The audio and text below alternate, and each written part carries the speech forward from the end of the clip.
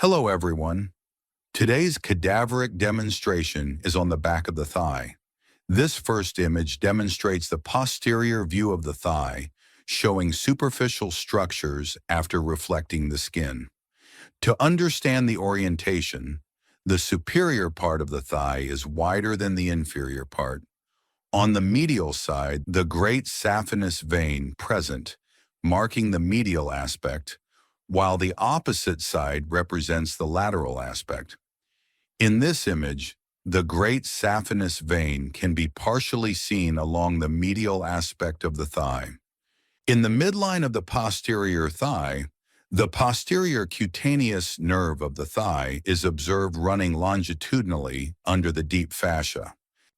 The deep fascia, also called the fascia lata, has been partially cut here, forming a window to expose the posterior cutaneous nerve of the thigh. Along with this, a few cutaneous veins are also visible, as well as an opening formed by a perforating vein. Here is the cadaveric image demonstrating the gluteal region, the posterior compartment of the thigh, and also including the popliteal region. For orientation, the sciatic nerve can be seen emerging in the superior aspect, while the popliteal fossa lies inferiorly. On the medial side, we can appreciate the bulk of muscles arising from the ischial tuberosity, while the opposite side represents the lateral aspect.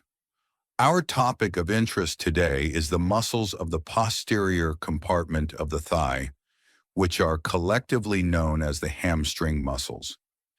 The ischial tuberosity is clearly visible, serving as the common site of origin for these muscles. Let us now identify them from medial to lateral. The medial muscles coursing towards the medial side of the knee are the Semimembranosus and Semitendinosus. Among these, the Semimembranosus is the most medial. It is aponeurotic or membrane-like from the mid-thigh onwards.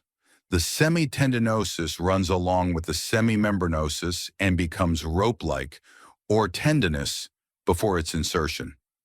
Together, these two muscles form the superomedial boundary of the popliteal fossa. Laterally, we have the biceps femoris. The biceps femoris has two heads, the long head, which arises from the ischial tuberosity, along with the other hamstrings, and the short head, which joins the long head lower down to form a common tendon. The biceps femoris forms the superolateral boundary of the popliteal fossa. From above, the thick nerve seen coursing deep to the hamstring muscles is the sciatic nerve.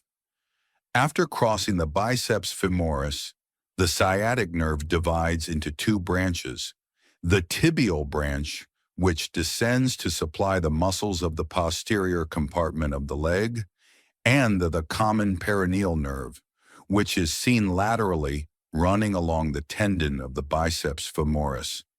Apart from the hamstring muscles, the cut end of the gluteus maximus is also visible,